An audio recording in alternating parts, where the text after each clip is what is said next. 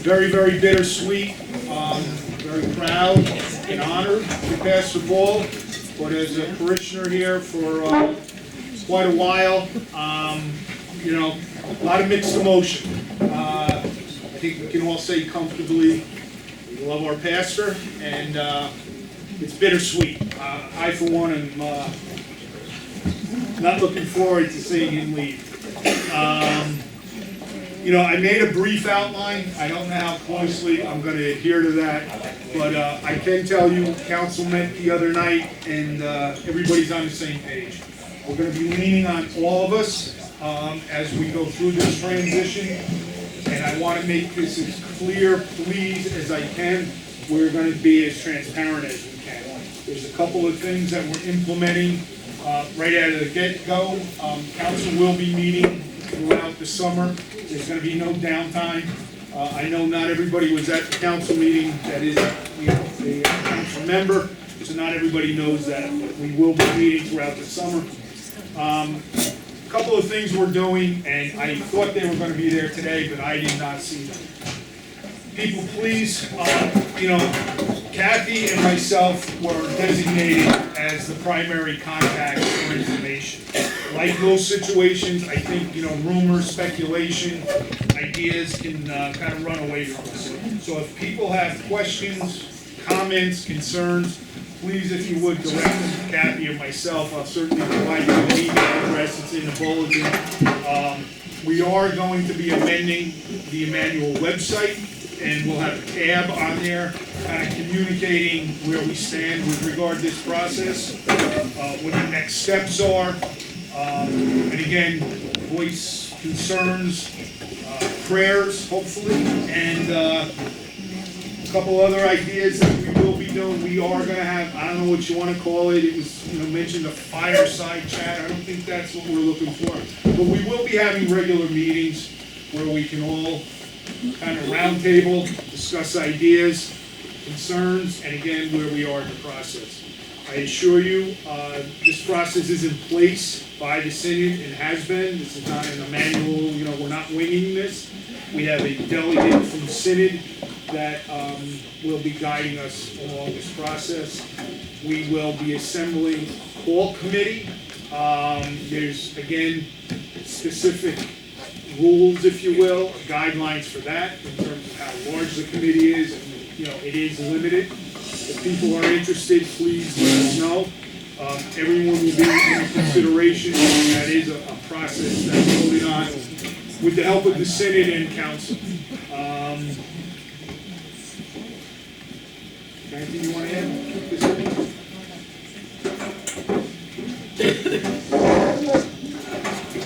In terms of procedurally, you know, deacons will still remain in place, doing what they do, their duties, their responsibilities, leading worship. Really, you know, again, I thought the most important thing, and I believe council, we agreed the other night, we had a somewhat of an emergency meeting, our first planning meeting, kind of, you know, see where we are. And another idea we have is a shepherding process where members of council would be available, you know, speak to individuals, and/or if people aren't available, realize we're entering into the summer months. I can tell you, again, with the process, what I've learned so far is it's not quick. I tend to be a little blunt, as I heard recently, but, you know, there's a guy walking, you know, a guy walking down the street, a young lady, and we think she'd make a great pastor, and we're going to throw a rope around, pull her in, and get her up there next Sunday. Apparently, it doesn't work that way. So, like I said, please understand, there's protocol, we're going to be guided, and we're going to work together. And my hope and goal is to be as transparent as we can and communicate as openly as we can. Pastoral responsibilities remain the same until July 28th. Very, very happy to hear that Suzanne is going to get married here and by Pastor Paul.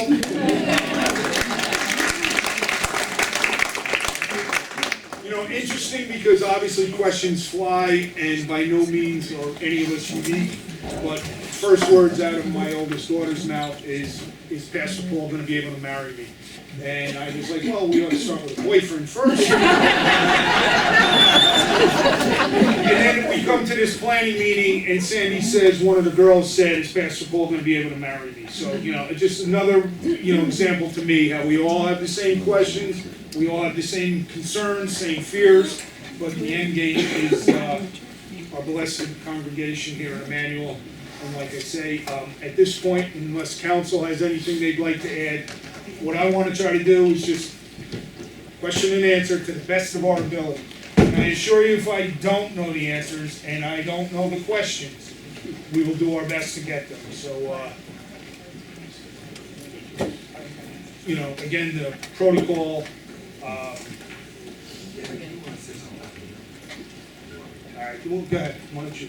Well, Sandy said we should adjust that. the process is long.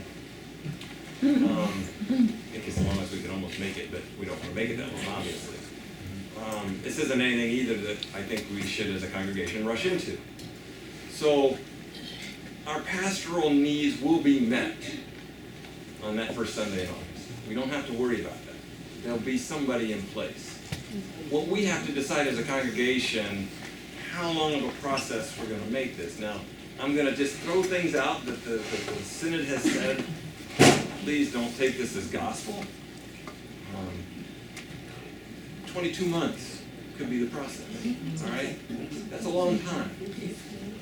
And I certainly, as a member of council, and I think of all of you when I say this, I wouldn't want it to take that long. But, and the same thing, the same breath, I don't want to rush into this either. We got to do this right. So, but in that process, we can have an interim pastor.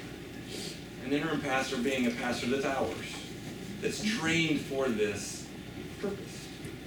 And it would help with that transition.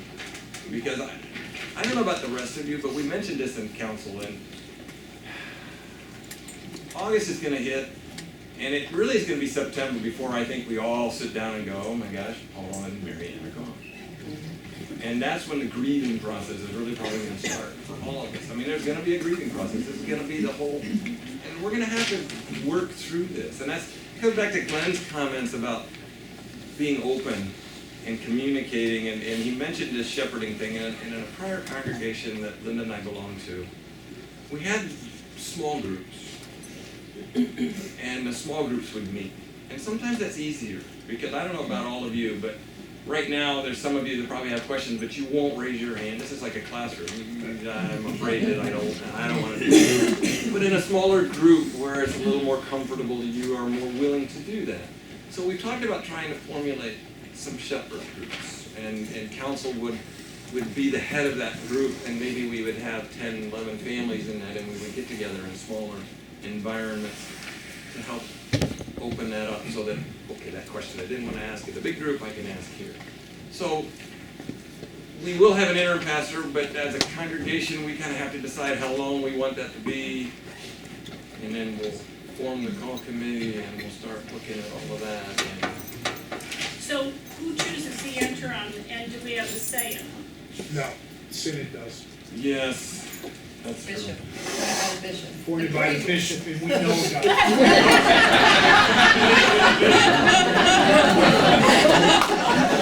So does he get appointed before he leaves or after he leaves? We'll make sure it's after. Will the interim start in September?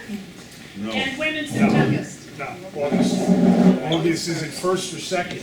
The interim will start? Well, not necessarily. I don't know. It could be a temporary, we had, where's Kathy? We were gonna hand out the first 3 pages. Okay. There is a printed bulletin, that we were supposed to distribute copies. I know they were made, maybe they're upstairs, on the call process. I invite everybody to maybe take a look at that. If we had them, it'd be easier. It's also on the website. You can go to the website. There's a tab that tells you what this process is. At this point, Paul, it was pages 1 through 4, correct, or 1 through 3? Yeah. It's really, like I say, we're kind of in the infancy of this. It can go a couple of different ways, is my understanding. We we could have an interim in place by then. We could have a temporary that week until they identify an interim, but similar to, well, I'm not gonna, so, yes, the process is outlined. The synod, we will have more information when we connect with the synod, and despite your council president's repeated efforts, they were traveling and we did not speak. We're scheduled to speak on Tuesday. So, let's say someone dies in August, or someone's in the hospital, who do we call? Thank you, great question. Oh, You moving that, or? no. Well, Thought you were someone else.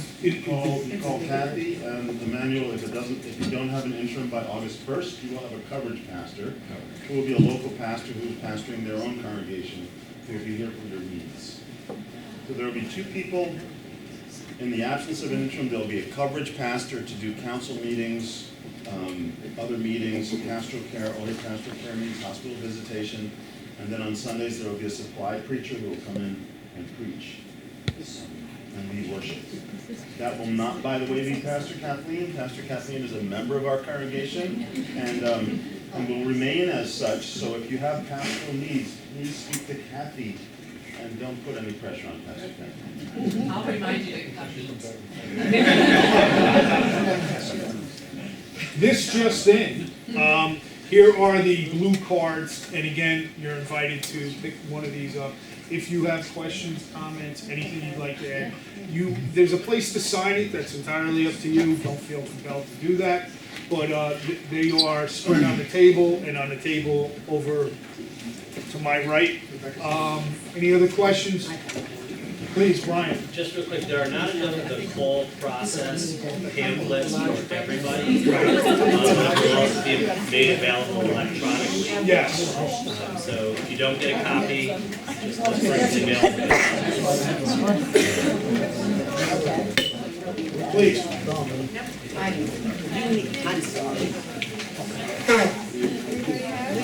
I'm sorry.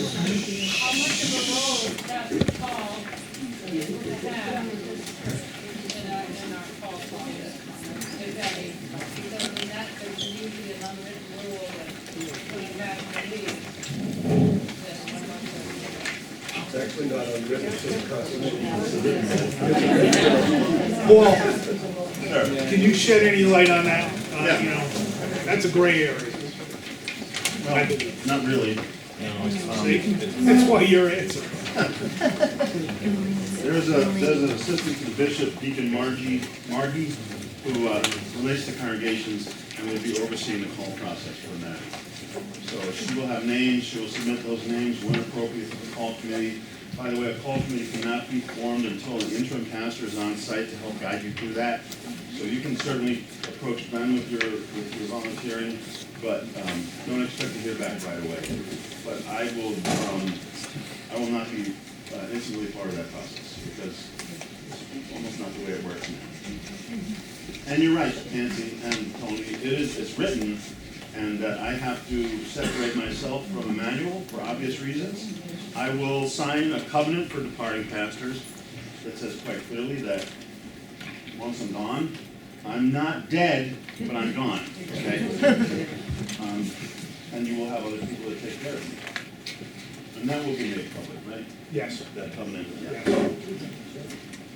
You're still calling on people, I'll just say. So witness protection. I think it might be helpful, to give some examples of appropriate and inappropriate interactions that Emmanuel can have with Pastor Paul after he departs.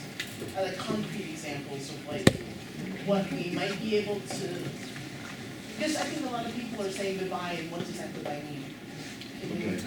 Just as an example. Well, if you're talking about, and I heard a couple of people I talk about. wonder if the speakers mentioned could funerals, kind of we go over mentioned to the weddings. center of the room. People, we can't see you. Right. Front and center. Right here, yeah. I can give you, I can give you a personal experience as far as a called pastor, and then Linda and I got married in a church in Ohio. Both of us were converted. Thinking about a bunch of things that are kind of emotional, so I'm sorry I'm trying not to get emotional, but Pastor Wolf had confirmed us both and had married both of my brothers. Interestingly enough, he married them both as a pastor of our church, but they were in other churches, so he was a guest pastor. But when it came time for us to be married, we couldn't have him marry us unless the current pastor agreed to it. So we had to ask our current pastor. So I guess I bring that example up.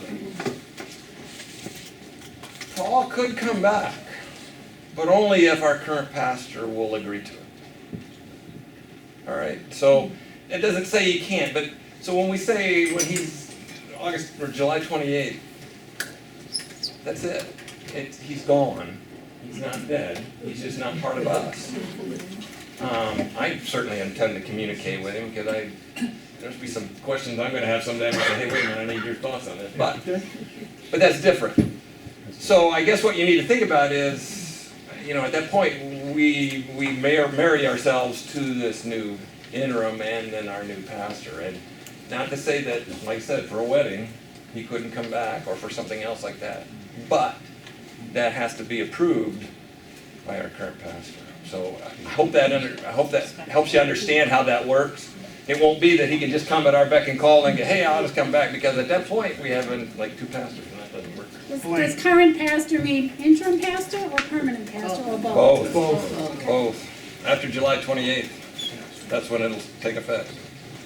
Does that help? Does that clarify? Is there any communication that's general that goes with people in general, so we know how he's doing, or where he might be, or? How I'm doing? Yeah. Oh, thanks. We can go to the website, can't we? If you go to mmys.org, metropolitan.org, mmys.org, there's all kinds of information there. There's also a place to sign up to get the Synod's e-letter, which is a weekly email, and that will fill you in on what's going on with the Synod and occasionally with the bishop, so you'll know where I am. One of my goals is to get that word out so people know what I'm doing, so we can share that together. So, yes. That's also where the forms are that Glenn was talking about, and the call process manual that actually Pastor Kathleen wrote. You can find that on the website under For Congregations. There's a section called Call Process. And that will also give you the covenant for departing pastors, which tells you what I can and cannot do. There's another line here that says, to consult with the current pastor regarding my attendance at worship and special events. So again, it's up to the discretion of the interim and then your regularly called pastor, who you will come to love. Right? Who you will come to love. And for instance, when I spoke to Bishop McCoy, who's our interim bishop, I asked him for permission to come back and do Suzanne's wedding. And he right away he said, absolutely, that was fine. But I'm trying to observe the proper protocols and be respectful. So that worked out, huh? In that case, you can come back for our funeral. Only if the current pastor invites me. And there are certain things that never mind. Mark, don't die. Similar to what you have in corporate and all that in terms of churn and turnover. In terms of congregations rotating out or calling new pastors, is that, one or two at any given time in the Synod? Is this a normal thing? For congregations to be in the call process? Yeah. Yep. Yeah, so it would be very typical for, in this Synod that you'll be bishop of, for one or two congregations to be in the middle of the call process, right? Pastor Kathleen, what was the More average? like 20. Yeah, we had 5 in this conference at one point that were going through pastoral vacancies, and it's just 12 Some churches. stage of getting ready to say goodbye to a pastor, or interviewing, or welcoming a new interim, trying to identify, so it's a, So people have seen this movie before, the video. you would think they would have seen Yeah, it. so there is a process. Long time. I'd like to just, because it's funny, Penelope, when I moved from Trinity Brewster into the position in the Synod office, we stayed in our house for a long time and were doing grocery shopping. Inappropriate is to see your former pastor in the grocery store and duck your head and turn and walk the other way. You're okay to go say hello, how you doing, it's inappropriate to call up and say, did you hear what our new pastor is doing? Blah, blah, blah. That's inappropriate. But is it inappropriate to call them up and say, so how are your kids doing? What's going on? How are you? No. That's that's a personal, you can checking in. I know, so we can still call Mary Ann and talk to her. Oh my God, please. I mean, like, I'm gonna be alone a lot.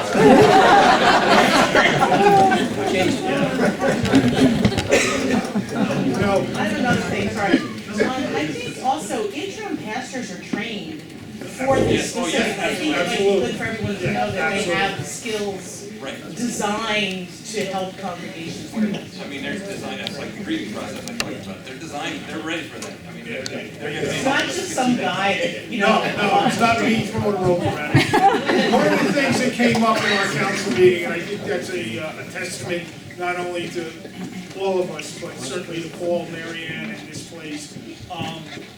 Emmanuel's kind of recognized as a rock star congregation, and my understanding, if I, no, don't make that face, Rebecca. The reason I say this, we also are a large contributor to Synod, and we're desirable.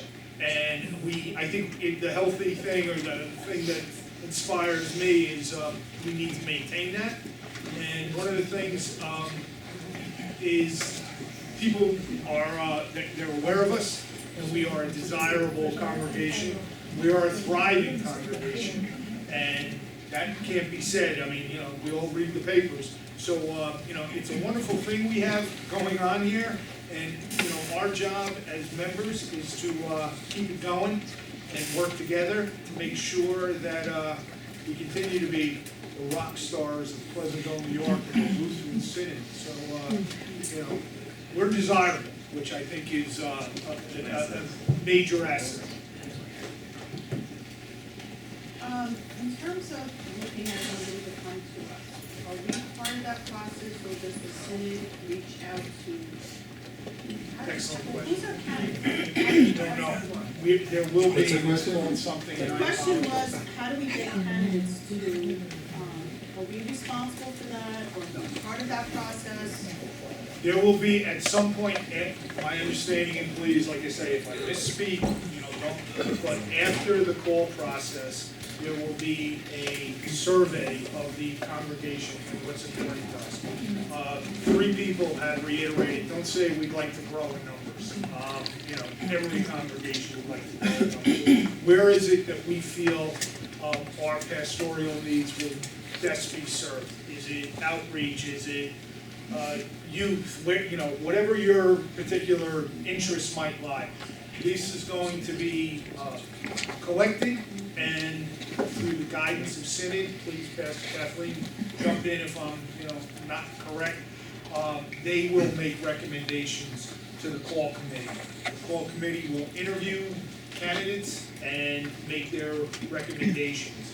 And that's about as much I know of the process at this point.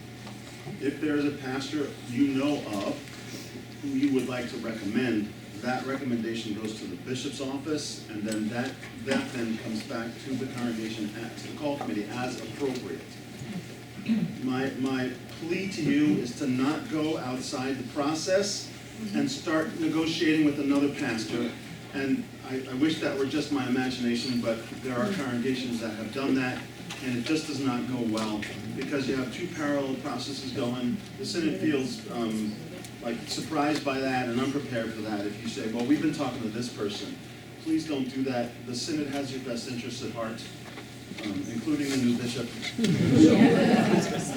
Let the process work. The one thing that I want to just highlight, that this will be a transparent process except for names of candidates. The only people that will know the names of the potential candidates are the call committee, and they will conduct their interviews, so don't ask them, hey, who are you talking to? They can't tell you. Once the call committee finds somebody that they would recommend, that recommendation goes to the church council. The church council will then take it from there, and if they feel comfortable with the candidate, they will recommend them to the congregation. That person will come and preach, and then you'll have a congregational vote. For those of you who remember, that's what happened 22 and a half years But 22 and a half years ago, the synod did not have a process, Right. which is a good thing. It's a good thing the synod has the process now Yeah, very clear. and the guidelines. Jared? What's the process for putting together a call committee? Again, under the guidance of the Synod, we have to do the interim first, and they will help us select a committee. There are guidelines that I've learned already in terms of numbers. If people are interested, please let either myself or Kathy know, or a member of council. Everyone will be considered. Ultimately, council puts these names together with the help of the Synod and the interim pastor, and we select the call committee. Those guidelines, by the way, are Emmanuel's own guidelines. There's a section of the Constitution that talks about call committee and limits the number of those people, and that's internal. So if you say, we want 20 people on the call committee.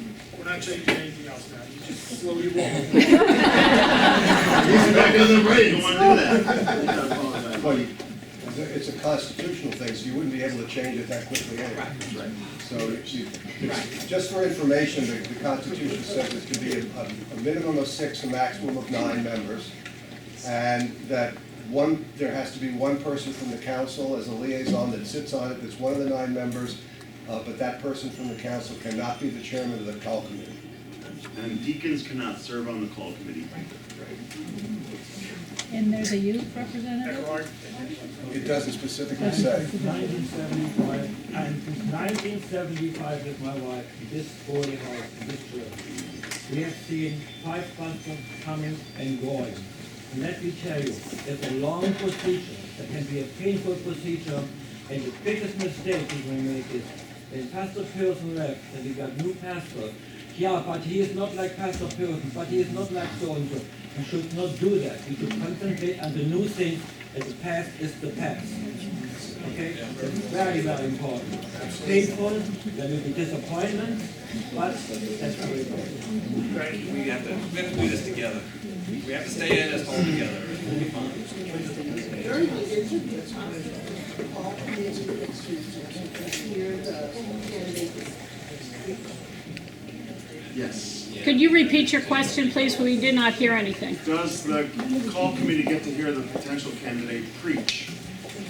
And just briefly, the congregation that I served on Staten Island before coming up here, we worshiped, I guess it was about 50 people on a Sunday, something like that. And the call committee from this congregation came in, and I had to somehow explain to them who they were, because I wasn't planning to move on if this call didn't come through. I was going to stay at that congregation on Staten Island, so I was like, yeah, those are friends from Pinecrest, because Tank showing up on a Sunday morning from the gym, but yes. I lied. Oh, no. That's confession, not permission. Can you explain what the deacon's call is and what happens when you call a new pastor? What happens to the At the deacon? best of my ability, I will try to answer that. Karen? We have guidelines on our Synod website. It used to be that our call was coterminous with pastor, so that we would have to submit our on leave from call when pastor would leave. And then an interim would come when we have to work with the interim, and then, and then we'd have to go on leave from call again when the permanent pastor came for a period of time until we were sure we had a good working relationship. That has recently changed, and if you go on the Synod website, you'll find the old way, so that's why I'm telling you this. Our call continues as you renewed it for us in February, and hopefully will renew it for us again in February of 2020, until the permanent pastor is called. And at that point, we need to go on leave from call. And for a period of about 6 months. And then the congregation can call us again. Why? I Excuse heard me. what? Why you have to go on leave Take from call? up to 6 months, but if the permanent pastor has been called, deacons surrender their. We go on leave from call. We're not surrendering, we're not unset apart and, you know. Right, but can take up to 6 months, but doesn't have to take 6 months. It says a minimum of 6 months in the diaconate stuff. Okay. We'll get clarification. Yes, to see whether or not there's a good working relationship, because the pastor is our supervisor. And we're also, as synodical deacons, also responsible to the bishop. I mean, that's who we file an annual report with as well, so. And part of it is because what happens during this period of pastoral vacancy, sometimes people rely on the deacons. And there has been, most of these rules are in place because somewhere along the line they were abused and people said this is not a good thing. So we need to make some changes. And there have been some congregations where deacons have continued to serve. And when the new pastor came, it was very difficult for that new pastor, because the deacon was the person that people in the congregation were looking to. So we need to be very conscious of saying to you when you come to us with a concern, someone in the hospital or whatever, we will let the coverage pastor know, the interim pastor know, so that you have ordained pastoral care as well going on. So that's kind of important. I just have something to tell you about small things. I came from St. Matthew's in White Plains, which have been in the process of calling a new pastor for almost 2 years. They are at the point where they are interviewing people, and there was someone who did not live locally, and they used FaceTime to interview the person. You would probably hear somebody preach on something like FaceTime or Skype or something like that. Oh, that's a good point. And, yeah, all our stuff is on YouTube, thanks to Paul and Jesse, so, but that would be limited to the call committee, because you won't know who that person is. One other comment I had was regarding council's goals, objectives, responsibilities on a go forward. We have a lot of projects here at Emmanuel, and we have to see that that still gets done. So again, relying on the collective we of the congregation, we're still trying to get bathrooms done. We're still trying to look at door projects. We're still trying to do what needs to get done, and that stuff has to continue during this transition process as well. So all hands on deck, please. Gail? As our mission statement stays the same. Does the mission statement say the same? Why wouldn't it? It's our mission statement. The congregation, yeah, our congregational mission statement, because I feel like, that's the heart of the church, congregation, because, come together, unity of Christ, so would that be, something that Sanford saying? That mission statement was developed by the council, not by me. I mean, as a member of the council, yes, but, so there's no reason for that to change. I feel like the church, Emmanuel, the church is people, it's all of us together, and so keeping it together as a family, we're a family here at this church, and so it's keeping the heart together for the church, our mission statement, and remembering that Christ is the center of it, so I think that's an important transition things we'll have to hold on to. Because what is this called loosely, but I think you have to remember that above Paul, Paul is the servant of Christ, so that's our anchor. We have our anchor, we still have an anchor in the church. Any other questions? Yeah, when is he gonna cut the cake?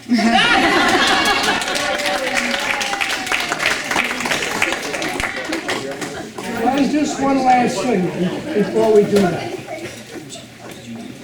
Let's keep this level of communication open and among us. No side bets. Don't go off in the corner if you don't like something going on with the price process.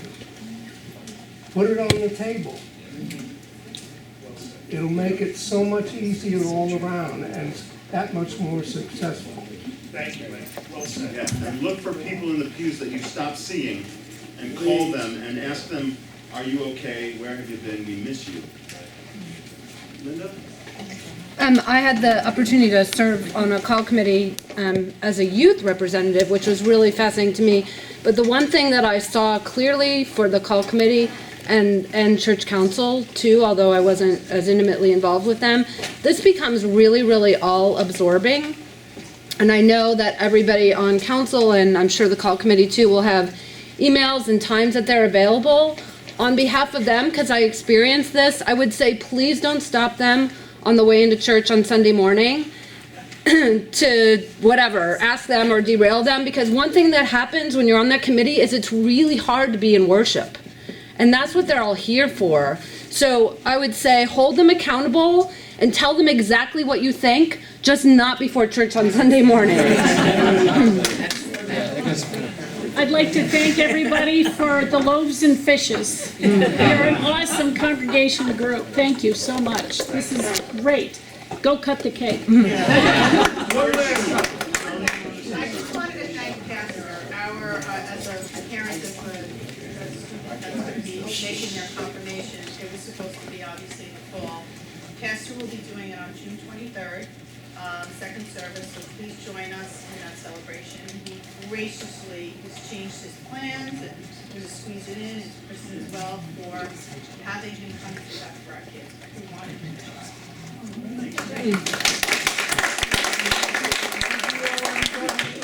Please, let's cut the cake and have some fun.